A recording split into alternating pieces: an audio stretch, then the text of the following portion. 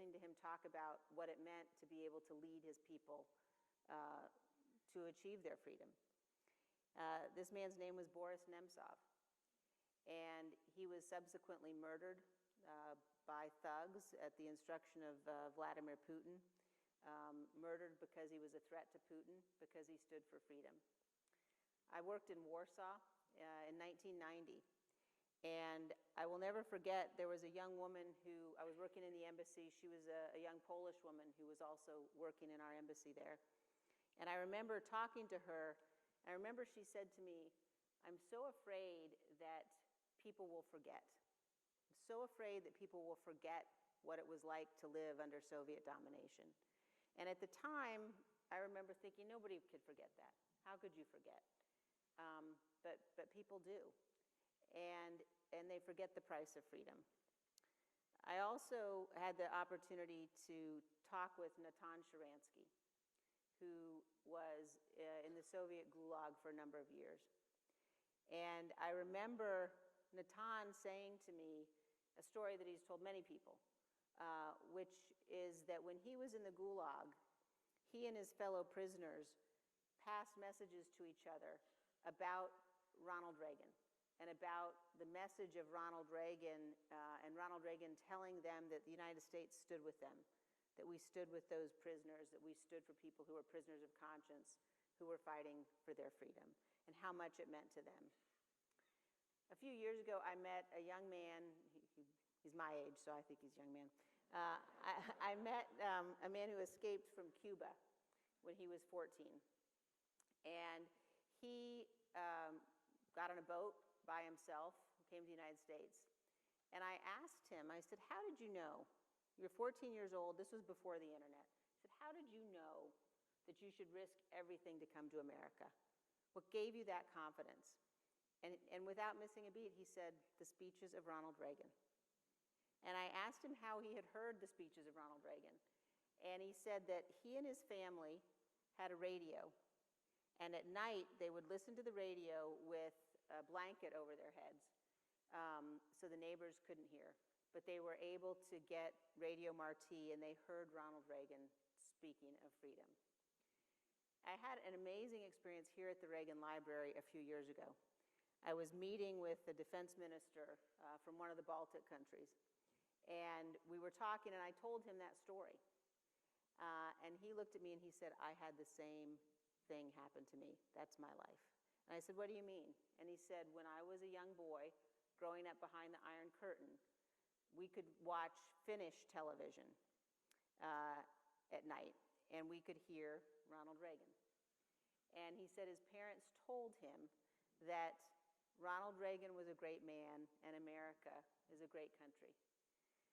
I had the chance to see the power of faith and freedom. When I was in Kenya in the mid-'80s, Pope John Paul II visited. And I went and listened to him talk about his faith, and learned later, obviously, when I was working in Poland, about the differences that he'd made there. But one of the most moving experiences that I've had was visiting with Pope John Paul II and my father in about 2004.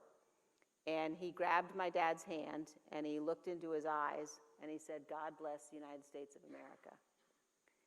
And I know that God has blessed us.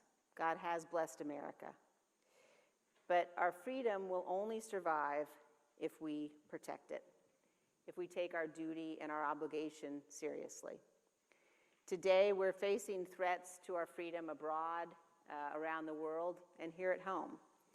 And the list of these threats is not insubstantial.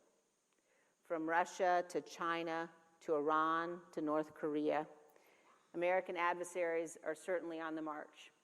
We had some good news within just the last 48 hours or so that Sweden and Finland will become members of NATO.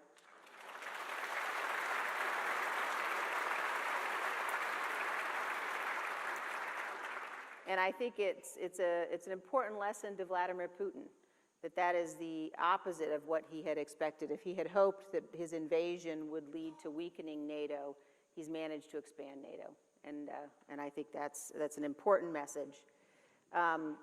Here at home, we have significant challenges as well. The Biden administration economic policies have contributed to the worst inflation in 40 years.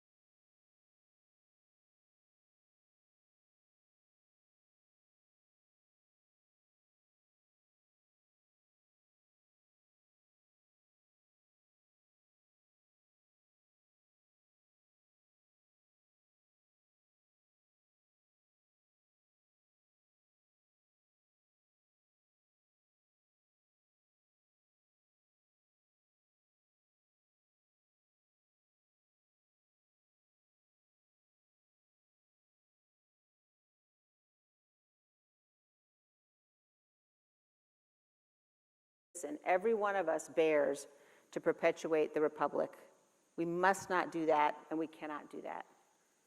Ronald Reagan said it is up to us in our time to choose, and to choose wisely, between the hard but necessary task of preserving peace and freedom and the temptation to ignore our duty and blindly hope for the best while the enemies of freedom grow stronger day by day. No party and no people and no nation can defend and perpetuate a constitutional republic if they accept a leader who's gone to war with the rule of law, with the democratic process, or with the peaceful transition of power, with the Constitution itself. As the full picture is coming into view with the January 6th committee, it has become clear that the efforts Donald Trump oversaw and engaged in were even more chilling and more threatening than we could have imagined. As we have shown, Donald Trump attempted to overturn the presidential election. He attempted to stay in office and to prevent the peaceful transfer of presidential power. He summoned a mob to Washington. He knew they were armed on January 6th. He knew they were angry. And he directed the violent mob to march on the Capitol in order to delay or prevent completely the counting of electoral votes. He attempted to go there with them. And when the violence was underway, he refused to take action to tell the rioters to leave. Instead, he incited further violence by tweeting that the Vice President, Mike Pence, was a coward. He said, quote, "Mike deserves it." And he didn't want to do anything in response to the Hang Mike Pence chants. It's undeniable. It's also painful for Republicans to accept. And I think we all have to recognize and understand what it means to say those words and what it means that those things happened. But the reality that we face today as Republicans, as we think about the choice in front of us, we have to choose, because Republicans cannot both be loyal to Donald Trump and loyal to the Constitution. At this moment,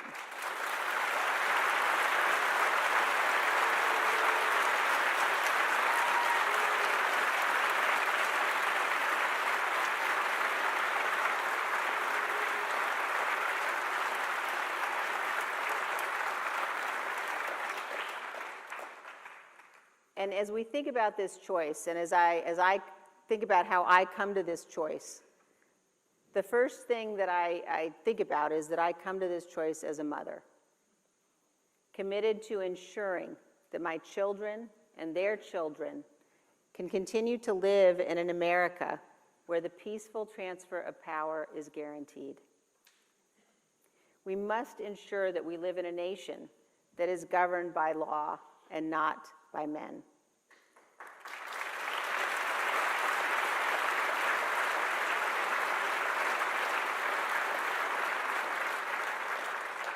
And I come to this choice as an American, as a citizen of the greatest nation God has ever created on the face of this earth. And I come to this choice as a person of faith, as someone who believes deeply that our rights come from God, not from the government, and always mindful that we must pray as though everything depends upon God, because it does, and we must work as though everything depends upon us, because it does.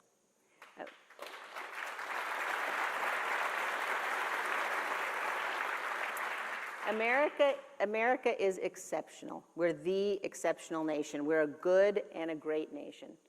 And our history teaches us that ordinary Americans in every generation have done extraordinary things. They have done heroic things. Our men and women in uniform have made the ultimate sacrifice to defend our freedom. And that task is now ours. In his inaugural address, President Kennedy said this. He said, "In the long history of the world, there have only been a few generations that have been granted the role of defending freedom in its hour of maximum danger. And today, that responsibility is ours." And what a magnificent responsibility that is, and what a blessing it is that that is our duty and our obligation. But my fellow Americans, we stand at the edge of an abyss, and we must pull back. We must pull back. One of my Democratic colleagues said to me recently that he looked forward to the day when he and I could disagree again.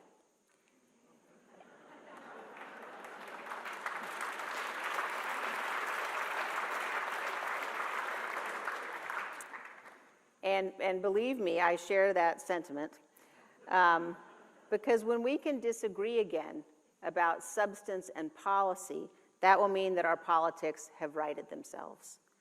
That will mean that we have made the decision that we are going to reject anti-democratic forces, that we are going to reject toxicity, that we are going to reject some of the worst kinds of racism and bigotry and anti-Semitism that characterize far too much of our politics today.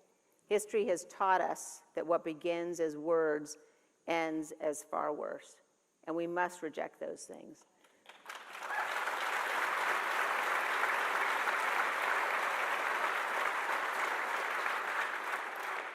So while I know that we will come to a day when we can begin again to disagree on substance and policy,